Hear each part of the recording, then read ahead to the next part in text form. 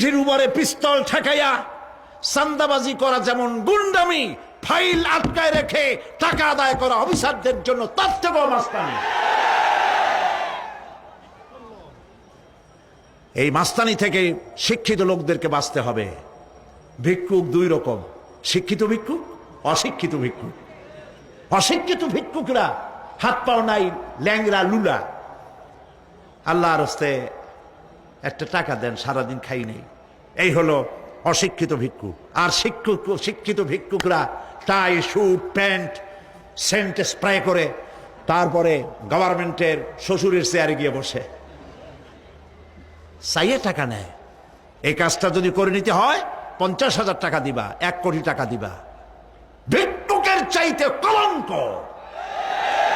মানুষ নামের অজঙ্ক, পশুর চাইতে নিকৃষ্ট যারা সরকারের চেয়ারে বসে জনগণের টাকা এভাবে চাইয়ে নেয়, ঘুষ নেয়। নাউজুবিল্লাহ বলো। এটা ঘুষের টাকা নয়, জাহান্নামের আগুন। শান্তি পাইবে না।